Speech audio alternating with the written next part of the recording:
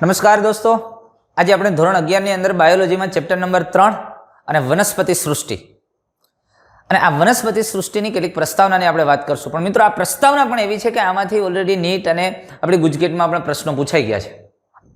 અને જોજો, આ કોમ્પિટિટિવ એક્ઝામ માટે ખૂબ જ વેઇટેજ વાળું ચેપ્ટર છે, ખૂબ મહત્વનું ચેપ્ટર છે. અને એટલે ચેપ્ટર નંબર 3 ની અંદર આપણી ટેક્સ્ટ બુકની સાથે સાથે એમાં કોઈ જે એક્સ્ટ્રા ટોપિક છે એને પણ આપણે સાથે ભણતા જશું. પણ ખૂબ અગત્યનું અને ખૂબ જ વેઇટેજ વાળો ટોપિક છે આ વનસ્પતિ સૃષ્ટિ. જોઈએ આપણે વનસ્પતિ સૃષ્ટિ. આપણે આગળ તો ઓલરેડી વિટેક અને 5 સૃષ્ટિ વર્ગીકરણ પદ્ધતિ ભણી ગયા. વિટેક અને 5 સૃષ્ટિ વર્ગીકરણ પદ્ધતિ મુજબ સજીવને મોનેરા, પ્રોટિસ્ટા, ફૂગ, વનસ્પતિ સૃષ્ટિ અને પ્રાણી સૃષ્ટિ જેવા 5 સૃષ્ટિઓમાં વર્ગીકૃત કરેલી છે અથવા વર્ગીકરણ કરવાનું સૂચન કર્યું છે. તો આ પ્રકરણમાં આપણે માત્ર વનસ્પતિ સૃષ્ટિ વિશે ખૂબ જ સારી રીતે અભ્યાસ કરશું.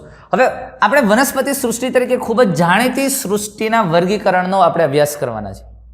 તો અહીં આપણે એક વસ્તુ તમે સમજો, વર્ગીકરણ સૃષ્ટિમાં સમયે સમયે સતત બદલાવ આવતો ગયા છે. વનસ્પતિ સૃષ્ટિમાં કંઈક ને કંઈક ફેરફારો થતા ગયા, કંઈક ઘટકો ઉમેરાણા, કોઈક સજીવો દૂર થયા. તો સમયે સમયે બદલાવ ધરાવતી આ જે વનસ્પતિ સૃષ્ટિ છે એને આપણે સમજવાની આ ચેપ્ટરની અંદર એના ઉપર ભાર મૂકશું આપણે. તમે જુઓ, ફૂગ, મોનેરા અને પ્રોટિસ્ટાના સભ્યો કોષ દિવાલ ધરાવે છે. આ સભ્યો કોષ દિવાલ ધરાવે છે અને કોષ દિવાલ ધરાવે છે એટલે તેમને શરૂઆતમાં વનસ્પતિ સૃષ્ટિમાં મૂકવામાં આવ્યા હતા, પણ અત્યારે હવે એમને વનસ્પતિ સૃષ્ટિમાંથી બાકાત રખાયા. જ્યારે પહેલાના વર્ગીકરણ પ્રમાણે તેઓને એક જ સૃષ્ટિમાં મૂકેલા હતા, વનસ્પતિમાં. એ કોષ દિવાલ ધરાવે છે એટલે એને પહેલા વનસ્પતિ સૃષ્ટિમાં મૂક્યા હતા, પણ અત્યારે તેમને આ વનસ્પતિ સૃષ્ટિમાંથી બાકાત રાખવામાં આવ્યા છે. વિટેક અને 5 સૃષ્ટિ વર્ગીકરણ પદ્ધતિમાં પ્રોટિસ્ટા, ફૂગ કે બેક્ટેરિયા આમાં સમાવેશ થતો નથી. હવે એવી જ વાત છે, જો સાયનોબેક્ટેરિયા કે જેઓ નીલ હરિત લીલ તરીકે પણ ઉલ્લેખાય છે, જે લીલથી વિશેષ કાંઈ નથી. જો સાયનોબેક્ટેરિયા અથવા નીલ હરિત લીલ કહેવાય છે, જે લીલથી વિશેષ કાંઈ નથી, પણ છતાંય એને હવે આપણે વનસ્પતિ સૃષ્ટિમાં લેતા નથી. પણ આ પ્રકરણની અંદર એટલે કે વનસ્પતિ સૃષ્ટિમાં વિટેકરના મત મુજબ લીલ વનસ્પતિ સૃષ્ટિમાં લીધી છે, દ્વિઅંગી વનસ્પતિ સૃષ્ટિમાં, ત્રિઅંગી વનસ્પતિ સૃષ્ટિ, અનાવૃત બીજધારી વનસ્પતિ સૃષ્ટિ, આવૃત બીજધારી વનસ્પતિ સૃષ્ટિ, આ બધાને આ સૃષ્ટિમાં વર્ણન કરેલું છે. ભલે સાયનોબેક્ટેરિયા લીલથી વિશેષ કાંઈ નથી, પણ એ વનસ્પતિમાં નથી લીધા. જૂના સિલેબસ જૂની વર્ગીકરણ પદ્ધતિ મુજબ એને વનસ્પતિમાં લેવામાં આવતા હતા, અહીંયા નથી લીધા. પણ વિટેકરના મત મુજબ વનસ્પતિ સૃષ્ટિમાં કેનો સમાવેશ થશે, એટલે કે આપણે ત્રીજા ચેપ્ટરમાં એટલે કે વનસ્પતિ સૃષ્ટિમાં શું ભણશું? લીલ, દ્વિઅંગી, ત્રિઅંગી, અનાવૃત બીજધારી અને આવૃત બીજધારી વનસ્પતિઓનું વર્ણન થશે. તો આવી આવૃત બીજધારી વનસ્પતિઓમાં વર્ગીકરણમાં કેટલીક સંબંધિત બાબતો જોજો કઈ કે જે આપણને પ્રભાવિત કરે છે, અને એ અહીંયા સમજવા માટે અથવા વર્ગીકરણમાં આપણે એને લેવાના છે, વિસ્તૃત પ્રમાણમાં લેવાના છે. તો પહેલાની વર્ગીકરણ પદ્ધતિમાં ફક્ત પ્રકૃતિ, રંગ, પર્ણોની સંખ્યા અને આકાર વગેરે જેવી બધી રીતે મૂલવતા ઓછા વ્યક્ત થતા સુપરફિશિયલ કેરેક્ટર, ઉપરછલા લક્ષણોને ધ્યાનમાં લીધા હતા, અને આવા લક્ષણોનો ઉપયોગ કરી અને વર્ગીકરણ કર્યું હતું, જે લક્ષણો બદલી શકે છે. તમે જુઓ, વનસ્પતિની પ્રકૃતિ, એના રંગ, પર્ણોની સંખ્યા, આકાર વગેરે. પર્ણોની સંખ્યા અરે પાનખરમાં બધા ખરી પડે, સમજાઈશ તમે? આકારને આધારે નક્કી નહીં થઈ શકે. એટલે એને લક્ષણો જે લીધા હતા એ ઉપરછલા લક્ષણો લીધા હતા, અને ઉપરછલા લક્ષણોને આધારે અથવા તો બાહ્યકાર લક્ષણોનો ઉપયોગ થતો હતો, અને જેને આધારે વર્ગીકરણ કરવામાં આવતું હતું. તેઓ મુખ્યત્વે વાનસ્પતિક લક્ષણો કે પુંકેસર ચક્રની રચના પર આધારિત હતી. જે લિનિયસ દ્વારા આપેલી અથવા અગાઉ વર્ણવેલી પદ્ધતિ છે એ મુખ્યત્વે વાનસ્પતિક લક્ષણો અને પુંકેસર ચક્ર પર આધારિત હતી, લિનિયસ દ્વારા આપેલ. એટલે કે એ પદ્ધતિઓ થોડી કૃત્રિમ હતી, કેટલાક ઉપરછલા લક્ષણોને આધારે હતી, જે લક્ષણો ગમે ત્યારે બદલાઈ શકે છે, પર્યાવરણીય પરિસ્થિતિને કારણે બદલાઈ શકે. એટલે આ પદ્ધતિઓ કૃત્રિમ હતી, કારણ કે તેઓ ખૂબ જ ઓછી લાક્ષણિકતાઓ પર આધારિત હોવાથી, અને વળી નજીકની સંબંધિત જાતિઓ પણ અલગ કરેલ હતી. એટલે અમુક અલગ કરી શકાતી નહોતી નજીકની સંબંધિત જાતિઓ, અને અમુક નજીકની જાતિઓ છે એ અલગ થઈ ગઈ હતી, કારણ કે બાહ્યાકાર લક્ષણોને આધારે, એમાં પર્યાવરણીય બાબતોને આધારે પણ એ લક્ષણો ઉપર અસર થતી હતી. હવે એક એ જ વનસ્પતિ, એ જ જાતિની વનસ્પતિ છે, એ થોડા ક્ષારવાળા અથવા તો બીજા વિસ્તારમાં, ખડકાળ વિસ્તારમાં છે, અને એક થોડા વધુ પાણીવાળા કે માટીવાળા વિસ્તારમાં છે. તો ત્યાં બે વનસ્પતિના લક્ષણોમાં પર્યાવરણીય પરિસ્થિતિ અને આબોહવાકીય પરિબળોને આધારે થોડા ફેરફારો છે. તો એ બેને અલગ અલગ જૂથમાં મૂકી. વાસ્તવમાં તે એક જ જાતિની વનસ્પતિ હતી. એટલે ઘણી વખત એવું થયું કે નજીકની સંબંધિત જાતિઓને અલગ કરી હતી અને અમુક જે અલગ કરવાની હતી એક થઈ ગઈ હતી. આવી બાબતો ક્યાંક જોવા મળી. અને આવી કૃત્રિમ પદ્ધતિઓ જોજો, આવી કૃત્રિમ પદ્ધતિઓ વાનસ્પતિક અને લિંગી લક્ષણોને એક સરખું મહત્વ આપે છે. વાનસ્પતિક અને લિંગી લક્ષણોને બેયને સમાન મહત્વ આપ્યું છે. અહીંયા સામાન્ય રીતે લિંગી લક્ષણોને વધારે મહત્વ નહીંતર આપવું પડે. તો આ સ્વીકૃત નથી, આ બાબત સ્વીકાર્ય નથી. કારણ કે આપણે જાણીએ છીએ કે ઘણીવાર આ વાનસ્પતિક લક્ષણો છે એ વાનસ્પતિક લક્ષણો પર્યાવરણ દ્વારા ખૂબ જ સરળતાથી અસર પામે છે. એટલે વાનસ્પતિક લક્ષણો બદલાઈ શકે છે અને લિંગી લક્ષણો કે પ્રાજ્ઞાનિક લક્ષણો સરળતાથી નહીં બદલાય. અને એટલે એ આગળની વર્ગીકરણ પદ્ધતિ અથવા દ્વિસૃષ્ટિ વર્ગીકરણ પદ્ધતિ થોડી કૃત્રિમ હતી, કારણ કે એમાં વાનસ્પતિક લક્ષણોને વધારે ધ્યાન દેવામાં આવ્યું હતું અથવા તો એને અને લિંગી લક્ષણોને સમાન મહત્વ આપવામાં આવ્યું હતું. પણ વાનસ્પતિક લક્ષણો છે પર્યાવરણીય અસરોને કારણે બદલાઈ શકે છે અને એટલે એ સરખું ન આપી શકાય. પણ આટલી બાબતને આધારે આપણને એટલું સ્પષ્ટ થાય કે ભાઈ લિનિયસ દ્વારા આપેલી દ્વિસૃષ્ટિ વર્ગીકરણ પદ્ધતિ, એ દ્વિસૃષ્ટિ વર્ગીકરણ પદ્ધતિ એક કૃત્રિમ પ્રકારનું વર્ગીકરણ કહી શકાય અને થોડા ઉપરછલ્લા લક્ષણોને આધારે નક્કી થયેલું હતું અને એટલે એમાં વધુ ફેરફાર થાય અને આધુનિક વર્ગીકરણ પદ્ધતિમાં કેટલીક બાબતોને વધુ ધ્યાનમાં લઈ અને વર્ગીકરણ કરવામાં આવ્યું. તો એનાથી વિરુદ્ધમાં જોજો હવે નૈસર્ગિક વર્ગીકરણ પદ્ધતિ એટલે કે કુદરતી વર્ગીકરણ પદ્ધતિઓ વિકાસ પામી કે જેઓ સજીવો વચ્ચેના પ્રાકૃતિક સંબંધો પર, કુદરતી સંબંધો પર આધારિત છે. કીધું ને કેટલાક વધુ બાબતોને ધ્યાનમાં રહી અને વર્ગીકરણ કરવામાં આવ્યું. તેમાં માત્ર બાહ્ય લક્ષણોને ધ્યાનમાં નથી લેવાયા, પરંતુ તેની સાથે સાથે સમજો સૂક્ષ્મ રચના, અતિ સૂક્ષ્મ રચનાને ધ્યાનમાં લીધી, અંતસ્થ રચનાને પણ ધ્યાનમાં લીધું, એનાટોમી, ભ્રૂણ વિદ્યા, એમ્બ્રિયોલોજીને પણ ધ્યાનમાં લીધું અને વનસ્પતિ રસાયણ વિદ્યા જેવા આંતરિક લક્ષણોને પણ ધ્યાનમાં લેવાયા છે. વાતને સમજો. આ જે કુદરતી વર્ગીકરણ પદ્ધતિ એટલે સૌથી પહેલા તમે સમજો, સૌથી પહેલા તો એકદમ જ પ્રકૃતિને આધારે 3 પ્રકાર પાડ્યા એરિસ્ટોટલે, છોડ, ક્ષુપ, વૃક્ષ.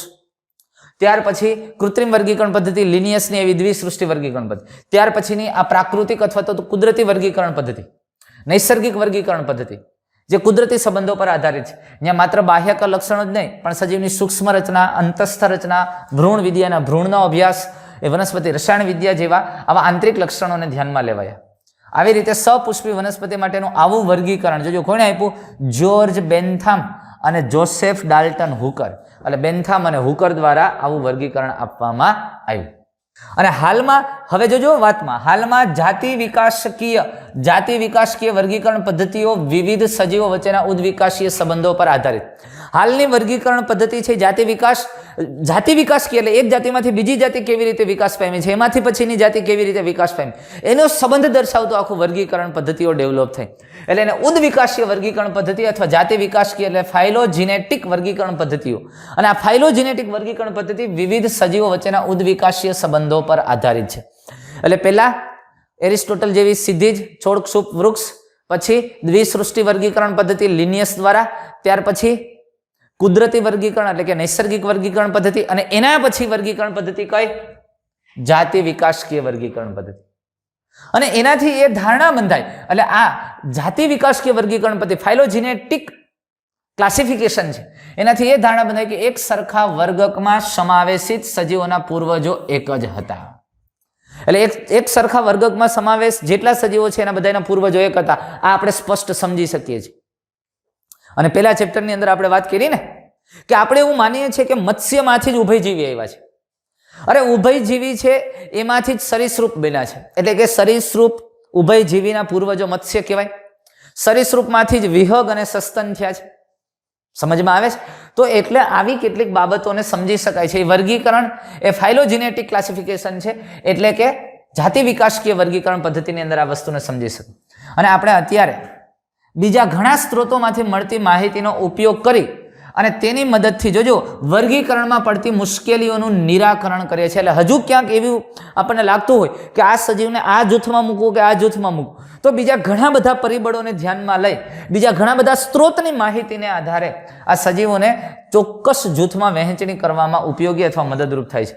તો આવી કઈ કઈ બાબતોને હજી સાઈડની કેટલીક શાખાઓ છે એનો પણ વર્ગીકરણમાં એટલે કે ટેક્સોનોમીમાં ઉપયોગ કરવામાં આવે છે. અરે જ્યારે આપણી પાસે સહાયક માટે અશ્મિઓના પુરાવા ન હોય, એટલે કે કઈ જાતિમાંથી કઈ જાતિ ઉતરી આવી છે એવા આપણી પાસે પુરાવા નથી, અથવા તો આવા અશ્મિઓના પુરાવા ન હોય, ત્યારે આવી કેટલીક પદ્ધતિ છે એ ખૂબ જ ઉપયોગી બને છે. કઈ બીજા ઘણા સ્ત્રોતમાંથી મળતી માહિતી. કેવી રીતે આપણે જોશું? અશ્મિઓના પુરાવા નથી, અથવા તો એવું સીધું આપણે નથી કહી શકતા કે આમાંથી જ આ ઉતરી આવ્યા છે. અને જનરલી આપણે ઘણી વખત જો હું તમને એમ કહું કે આપણે એમ કહીએ છીએ કે વિહગ અને પક્ષીઓને જોડતી કડીનો પુરાવો અશ્મિ તરીકે મળ્યો. આર્કિયોપ્ટેરસ ડાયનાસોર સમય ઉડતા ડાયનાસોર છે એ સરીસૃપ અને વિહગને જોડતી કડી માનવામાં આવે છે. એટલે એવું માનીએ છીએ કે સરીસૃપમાંથી જ વિહગ બન્યા છે. પણ એ અશ્મિ મળ્યું એટલે એ પુરાવો. પણ માનો કે આવા અશ્મિ નથી મળતા, આવા અશ્મિઓના પુરાવા ન હોય, ત્યારે બીજી કેટલીક પદ્ધતિઓ છે. એ સજીવોની અંદર રહેલા રસાયણોની હાજરી, સજીવોની અંદર રહેલા રંગસૂત્ર અથવા જનીનિક દ્રવ્યની બાબતોને આધારે પણ આપણે નક્કી કરી શકીએ અને જાતિ વિકાસકીય વર્ગીકરણમાં તે મદદરૂપ થઈ શકે છે. સમજાય છે આ વસ્તુ? એટલે આવી કેટલીક બાબતો અથવા તો ઘણા સ્ત્રોતની માહિતીનો ઉપયોગ કરી અને આપણે વર્ગીકરણમાં પડતી મુશ્કેલીઓનું નિરાકરણ કરી શકીએ છીએ. અને એ મુશ્કેલી એક આપણને આપી છે કઈ, કે જ્યારે સંબંધ દર્શાવવા માટે આપણને અશ્મિના પુરાવા ન મળતા હોય તો આવી જગ્યાએ આ પ્રકારની બાબતો અથવા આવી માહિતી ઉપયોગી બને છે અને તે વર્ગીકરણને સરળ બનાવે છે. તો આવી જ એક માહિતી સંખ્યાકીય વર્ગીકરણ વિદ્યા. હવે સંખ્યાકીય વર્ગીકરણની વાત કરીએ તો જેમાં કોમ્પ્યુટરનો ઉપયોગ કરી સરળતાથી માહિતી મળી રહે છે. એમાં શું કરવું હોય કે આવા સજીવના બધા જ લક્ષણો લખવા, દરેક સજીવની લાક્ષણિકતા લખી નાખવાનું, એને નંબર આપી દીધા હોય. આ લક્ષણ પહેલો નંબર, આનું બીજો નંબર, આનો ત્રીજો નંબર, આનો ચોથો નંબર. પછી કોમ્પ્યુટરમાં એને કમ્પેરિઝન કરવામાં આવે, આ કેટલા લક્ષણો મેચ થઈ જાય છે એક્ઝેક્ટ એ નંબરને આધારે.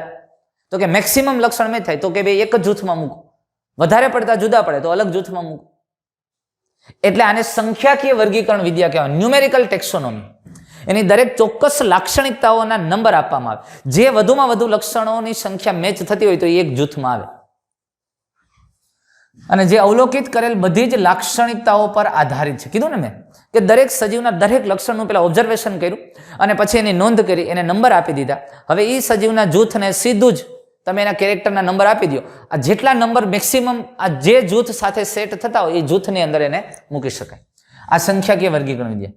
બધા જ લક્ષણો અને સ્વીકૃત માહિતીના આંકડાની સંખ્યા અને સંકેતો નિદર્શિત અને પછી પ્રક્રિયા કરવામાં આવે છે. બધા જ લક્ષણો અને સ્વીકૃત માહિતી છે એના આંકડાની સંખ્યા અને સંકેતો નિદર્શિત કરવામાં આવે અને જેટલા કોમન મળે એને આધારે એને વર્ગીકરણ કરવામાં આવે. તો આ રીતે દરેક લક્ષણને એક સરખું મહત્વ અપાયું અને એ જ સમયે ત્વરિત 100 જેટલા લક્ષણોને ધ્યાનમાં લઈ શકાય છે. એટલે અહીંયા દરેક લક્ષણ એક સરખું મહત્વ આપ્યું, એની ડેટા એન્ટ્રી કરી નાખવામાં આવી અને એને ચોક્કસ સંકેત અને સંખ્યામાં દર્શાવવામાં આવ્યા અને પછી દરેક જૂથની સાથે એને મેચ કરવામાં આવે. જે જૂથમાં એના મેક્સિમમ લક્ષણો મેચ થાય અથવા ઓળખાય એ જૂથની અંદર એનું વર્ગીકૃત કરવામાં આવે, રાખવામાં આવે. આ સંખ્યાકીય વર્ગીકરણ વિદ્યા. અને ત્યાર પછી હાલના દિવસોમાં વર્ગીકરણ વિદો દ્વારા મૂંઝવણના નિરાકરણ માટે, એના પછીના મૂંઝવણના નિરાકરણ માટે કોષ વર્ગીકરણ વિદ્યા, સાયટોટેક્સોનોમી. અને આ સાયટોટેક્સોનોમીની અંદર તમે સમજો કોષ વર્ગીકરણ વિદ્યાની અંદર રંગસૂત્રની સંખ્યા, એની રચના, એની વર્તુણક જેવી માહિતી છે એ લેવામાં આવે છે. એ સજીવ અથવા તો એ જાતિના કોષમાં રંગસૂત્રની સંખ્યા કેટલી છે, એ સજીવ કે કોષની અંદર રંગસૂત્રોની રચના કેવી છે અને એની વર્તુણક, એની વ્યવસ્થા એ કેવી રીતે અભિવ્યક્ત થાય છે, આવી કેટલીક બાબતોને ધ્યાનમાં લઈ અને વર્ગીકરણ કરવામાં આવે છે, જેને સાયટોટેક્સોનોમી કહેવામાં આવે, કોષ વર્ગીકરણ વિદ્યા કહેવામાં આવે છે. એટલે વર્ગીકરણ વિદ્યાની અંદર આવી કેટલીક મુશ્કેલીઓના નિવારણ માટે સંખ્યાકીય વર્ગીકરણ પદ્ધતિનો ઉપયોગ કરવામાં આવે, જે કોમ્પ્યુટરની અંદર ડેટા એન્ટ્રી કરીને લક્ષણોને ધ્યાનમાં રાખીને કરવામાં આવે. કોષ વર્ગીકરણ વિદ્યા એમાં એના રંગસૂત્રોની સંખ્યા, રચના, એના વર્તુણક ઉપર ધ્યાનમાં લઈ અને એનું વર્ગીકૃત કરવાની વ્યવસ્થા કરવામાં આવે. તો આવી બધી ઉપયોગ વર્ગીકરણ વિદ્યાની અંદર કરવામાં આવે છે હાલના સમયની અંદર. ત્યાર પછી હજુ એક રસાયણ વર્ગીકરણ વિદ્યા. આ રસાયણ વર્ગીકરણ વિદ્યા કે જે વનસ્પતિઓના રાસાયણિક ઘટકોનો ઉપયોગ કરવા, વનસ્પતિમાં જે રસાયણો છે, જે દ્રવ્યો છે એની ઓળખ કરવામાં આવે. એમાં કયા કયા પ્રકારના સંયોજનો છે, સરખા સંયોજનો ધરાવતા સજીવને ઘણી વખત જુદું ન પાડી શકો તો બહુ માઇનોર ફેરફાર હોય તો એના રાસાયણિક પ્રકૃતિ અને એના ઘટકોને આધારે, એના બંધારણને આધારે પણ સજીવોની જૂથ વહેંચણી માટેના મુશ્કેલીઓનું નિવારણ કરી શકાય છે. એટલે રસાયણ વર્ગીકરણ વિદ્યા પણ આજના સમયમાં ઉપયોગમાં લઈ શકાય છે. એટલે આમ જાતિ વિકાસકીય વર્ગીકરણ પદ્ધતિ સુધીની અંદર બાબતો, ઉદ્વિકાસની બાબતોને સમજી અને ઘણી વખત ક્યાંક ક્યાંક વર્ગીકરણમાં જે મુશ્કેલીઓ પડે છે તો ઘણા બધા સ્ત્રોતનો ઉપયોગ કરી, એની માહિતીનો ઉપયોગ કરી અને મુશ્કેલીનું નિવારણ કરવામાં આવે. માનો કે અશ્મિના પુરાવા નથી ત્યારે આવી કેટલીક માહિતીનો ઉપયોગ કરવામાં આવે છે અને એની આધારે વર્ગીકરણ કરવામાં આવે. એમાં સંખ્યાકીય વર્ગીકરણ, લક્ષણોનું લિસ્ટ કરી કોમ્પ્યુટરાઇઝ સીધું મેચ કરો. ત્યાર પછી કોષ વિદ્યાકીય કીધું, તો એમાં રંગસૂત્રોની સંખ્યાને આધારે નક્કી થશે, રંગસૂત્રોની રચનાને આધારે, રંગસૂત્રોના વર્તુણકને આધારે. પછી રસાયણ વર્ગીકરણ વિદ્યા, એને આધારે પણ સામાન્ય રીતે આપણે વર્ગીકરણ કરી શકીએ છીએ. એટલે વર્ગીકરણ પદ્ધતિઓ આટલી બધી થઈ. સૌથી શરૂઆતમાં માત્ર પ્રકૃતિ અને વ્યક્તિની આવશ્યકતાને આધારે કરતા હતા. એમાં રોટી, કપડાં ઓર મકાન કીધું હતું ને, રહેઠાણ માટે, ખોરાક માટે, આવી જરૂરિયાતને આધારે. ત્યાર પછી વર્ગીકરણ સૌપ્રથમ એરિસ્ટોટલે થોડુંક વૈજ્ઞાનિક ધોરણને આધારે વર્ગીકરણ કર્યું, છોડ, ક્ષુપ, વૃક્ષ. પછી દ્વિસૃષ્ટિ વર્ગીકરણ પદ્ધતિ લિનિયસે આપી, પણ જે કૃત્રિમ વર્ગીકરણ પદ્ધતિ થઈ. ત્યાર પછી નૈસર્ગિક વર્ગીકરણ પદ્ધતિ આવી, જે કુદરતી સંબંધોને આધારે નક્કી થયું. ત્યાર પછી જાતિ વિકાસકીય વર્ગીકરણ પદ્ધતિ, ફાઇલોજિનેટિક ક્લાસિફિકેશન, જે ઉદ્વિકાસીય સંબંધને આધારે નક્કી કરવામાં આવે છે, કઈ જાતિમાંથી કઈ જાતિ, અને સૌથી આધુનિક કહેવામાં આવે છે ફાઇલોજિનેટિક. પણ આ ઉપરાંત હજુ ક્યાંય મુશ્કેલી થાય તો વર્ગીકરણમાં ક્યાંક આવા પણ ફેરફારો કરી અને વર્ગીકરણ કરવામાં આવે. સંખ્યાકીય વર્ગીકરણ વિદ્યા, કોષ વિદ્યાકીય વર્ગીકરણ વિદ્યા, રસાયણ વર્ગીકરણ વિદ્યા, એટલે અન્ય શાખાઓને તેમાં સાંકળી અને વર્ગીકરણ કરવામાં અથવા વર્ગીકરણમાં તેનો ઉપયોગ કરવામાં આવે છે. તો આ રીતે વર્ગીકરણ છે એ ખૂબ જ આધુનિક રીતે અને નાનામાં નાની બાબતને ધ્યાનમાં લઈ અને સજીવોની વહેંચણી કરવાનો પ્રયત્ન કરવામાં આવ્યો. તો આવું વર્ગીકરણ આપણે આ ચેપ્ટરની અંદર વનસ્પતિના વર્ગીકરણની વાત કરવાના છે. તો નેક્સ્ટ વિડીયોની અંદર દોસ્તો આપણે કાલે લીલ વિશે વાત કરશું. ખૂબ જ મહત્વનો અને અગત્યનો ટોપિક છે, સમજવા જેવો ટોપિક છે. આ ખાલી પ્રસ્તાવના છે, પણ પ્રસ્તાવનામાંથી પણ 2 થી 3 વખત નીટમાં પ્રશ્નો પૂછાઈ ગયા છે. ઘણી બધી વખત આપણા ગુજરાત બોર્ડની અંદર ગુજકેટ કે એવી કોમ્પિટિટિવ એક્ઝામની અંદર પણ આમાંથી પ્રસ્તાવનામાંથી પ્રશ્નો પૂછાઈ ગયા છે. તો દોસ્તો અહીંયા સુધી રાખીએ છીએ. નેક્સ્ટ વિડીયોની અંદર આપણે લીલ વિશેની માહિતી વાત કરશું. Thank you.